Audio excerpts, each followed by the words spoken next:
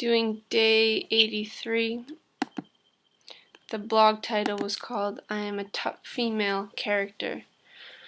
I'm a tough female as a character that I'm deconstructing within myself to stop participating in characters of the mind that I've created within myself to kind of go into a certain way within groups, certain points in my life, certain places, certain people, go into a certain character to, survive, so to speak, and kind of act out a part that I've always acted out within myself, and, not being real here, not really expressing within the physical as breath here, just present, but being in my mind, creating different points that direct me within, we'll just walk this point out because it will make it more clear as to what I'm talking about. So within this point of I am a tough female as a character, I have defined myself in this way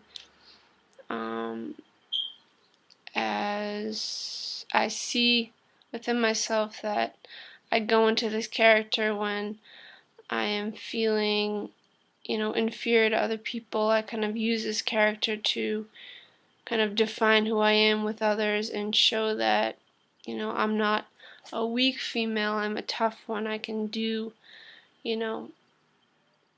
whatever has to be done. I can do any task, and I just do it. Like, I'm tough here. And so within myself, I kind of walked through this point and saw it was a point based in childhood where, young in school, I would, see the different groups that were forming. And the group that I wanted to be a part of was, the most popular people, the best, within the class. And within that, I saw that, I defined it as the girls, according to the girls, I saw that they were like the most pretty girls, and all the boys, like them. And within myself, I saw myself that I was not pretty, and thus defined myself less than these girls. So I always felt inferior to them, and I couldn't approach them, and so I kind of didn't interact with them because I was always in this polarity plate of feeling weak within myself in the presence of them, and defining myself in this way as weak. So within myself, I saw that in my back chat I created this point of diminishment towards them, as seeing them as weak, and holding on to this point of they're weak. I'm not weak, but it was just a point playing out of jealousy and anger that I wasn't that perfect, popular girl in the class. And so I always looked at myself less than the girls in the class that I was around.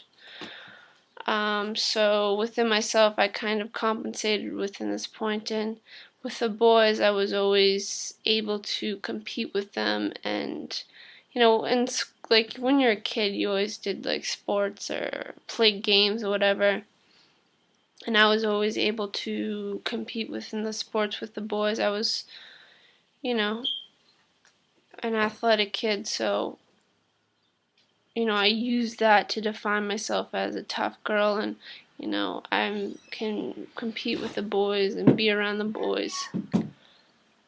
And what?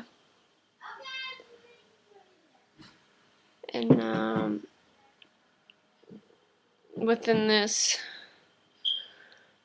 I've held on to this point that I'm a tough woman because yes.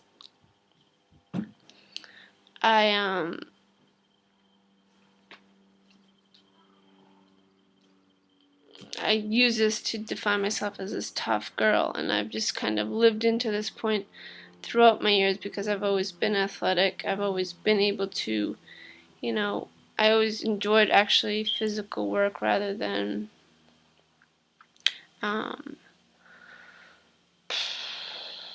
don't know,